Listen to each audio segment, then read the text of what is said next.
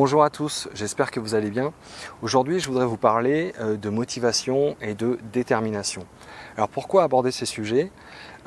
C'est, je dirais, en lien avec mon approche d'accompagnement, avec des outils comme la bioénergie quantique, qui consiste à travailler sur les conditionnements, sur les croyances limitantes, sur les mémoires, sur les blessures d'âme, sur tout ce qui nous lie et nous freine dans notre arbre généalogique par le biais de mémoire ou parfois de lois, et également ce qui est en lien avec nos vies passées.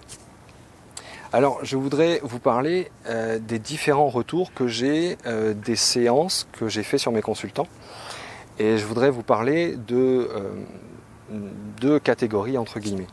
Alors il y a ceux pour qui les choses bougent rapidement, dans une fourchette de temps plus ou moins courte après la séance, et d'autres pour qui ça prend plus de temps. Alors les personnes pour qui ça bouge plus rapidement, je dirais que c'est parce qu'elles ont mis en place les petites actions que nous avons décidées ensemble et qui, je vous l'accorde, pour la plupart du temps émanent de la personne elle-même à l'issue de la séance. Donc chaque séance traite un thème en particulier, et à la fin de la séance, donc, on met en place, on décide de petites actions.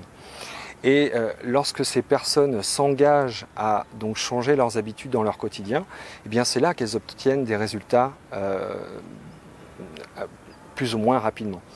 Et les personnes, je dirais, qui peut-être ont quelque part une forme de sabotage, c'est-à-dire qu'elles ont un petit peu du mal à croire au fait qu'elles puissent réellement être capables de prendre cette voie-là, eh bien ça va prendre plus de temps. Et ça peut prendre également plus de séances pour justement voir les sabotages qu'il y a derrière et qui ne sont pas forcément visibles dès la première séance. Il peut y avoir également des gains secondaires. Donc c'est pour ça que je voudrais vous parler de motivation. Alors pour revenir un petit peu en arrière, en fait l'idée de ces petites actions à mettre en place dans le quotidien pour ancrer dans la matière cette nouvelle, cette capacité à mettre des choses en place. Je prendrai une image que j'aime bien, c'est l'image d'avoir à la ceinture un câble qui nous retient. Et ce câble-là serait symboliquement nos conditionnements, nos croyances limitantes, les mémoires, nos blessures d'âme, les mémoires issues de nos ancêtres ou alors de nos vies passées. Et lorsqu'on a ce genre de frein à la ceinture, c'est un petit peu comme si on marchait pour aller dans une direction et que ce câble, il est tendu. Donc on marche et finalement on fait du surplace. Donc quelle serait la conséquence logique? Eh bien c'est tout simplement d'arrêter de marcher. Et lorsque on va travailler sur ces mémoires, ces conditionnements, ces croyances limitantes, je dirais main dans la main, la technique va faire 50% et vous allez faire les 50 autres %. Mais si ces séances vont travailler sur ces mémoires, donc on pourrait partir du principe que ce câble est dissous, n'existe plus à un moment. Et ces petites actions à mettre en place, c'est un petit peu le fait de prendre conscience du fait que ce câble n'existe plus et que donc maintenant on peut avancer et pas à pas vers l'objectif qu'on s'est fixé. Donc l'idée de cette chaîne, elle est tout à fait orientée là-dessus. Elle est orientée sur le fait de vous parler de ce qui concerne ma pratique, également quelle est mon éthique en tant que thérapeute, mais aussi en tant qu'être humain, parce que j'ai beau être thérapeute, j'ai moi aussi des mémoires, j'ai moi aussi des freins, des conditionnements, des croyances limitantes. Je veux dire, personne n'est arrivé à destination, tout simplement parce qu'il n'y a pas de destination, de toute façon.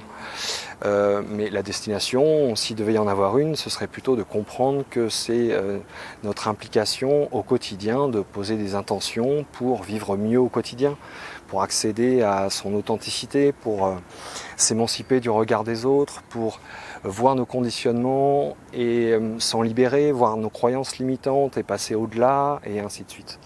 Donc cette chaîne, au-delà de fournir de l'information, va comporter certains volets qui sont liés à la motivation, tout simplement pour nourrir un égrégore de solutions et un égrégore qui, je pense, est tout à fait intéressant, et c'est même noble que de s'y rattacher. Donc le fait de parler de motivation, le fait que je vous parle de motivation, ça me maintient moi également dans un état d'esprit à être motivé pour mon quotidien, déjà dans un premier temps, pour la réalisation de mes projets qui sont nombreux, mais également si par mes propos, si par mon énergie et si par mes mots, je peux toucher un espace à l'intérieur de vous pour vous pousser à être motivé, vous pousser à faire des petits pas au quotidien pour aller dans le sens de ce que vous aimeriez voir dans votre vie, alors c'est génial, on va avancer ensemble. Et pour moi, c'est quelque chose qui est tout à fait important, c'est tout à fait dans l'air du temps. On parle beaucoup de co-création, et bien c'est ce que je vous propose par l'intermédiaire de cette chaîne. L'idée, c'est pas spécialement de faire du coaching parce que je ne suis pas coach, mais c'est vraiment qu'on puisse s'inspirer les uns les autres et se motiver les uns les autres. Alors je ne vais pas vous vendre du rêve en vous disant que je pars hyper souvent en voyage, que j'ai une grande maison, une grosse voiture, parce que là, ce n'est pas du tout en adéquation avec le fond de mes propos. Je ne pense pas du tout que le bonheur soit lié à la dimension matérielle.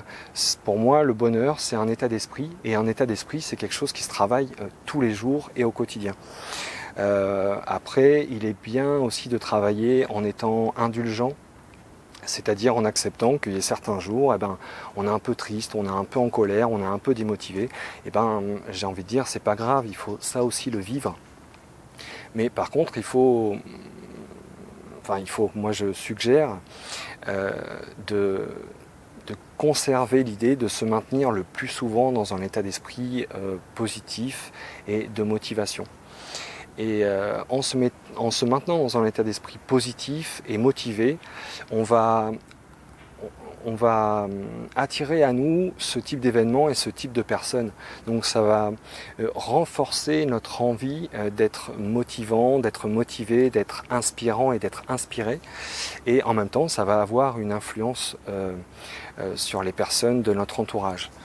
Et c'est dans ce sens-là que je trouve que le terme rayonner, il est fabuleux. Donc je ne parle pas de briller, parce que comme dirait Patrick Burensteinas, que j'apprécie énormément, pour briller, il faut effectivement avoir une surface polie et donc complètement travaillée. Et pour moi, c'est un petit peu le reflet de jouer un jeu et donc de ne pas jouer le jeu JE, c'est-à-dire notre note de musique, et vivre notre authenticité. Donc ça a passé par différentes couleurs, et c'est très bien parce que la vie, elle comporte différentes couleurs émotionnelles, ainsi de suite. Donc voilà, si ce projet vous intéresse, je vous invite à vous abonner à la chaîne. Je vous invite également à partager cette vidéo, aussi à appuyer sur le petit pouce bleu de telle manière à ce que la vidéo elle reste dans les premières pages dans le moteur de recherche de YouTube.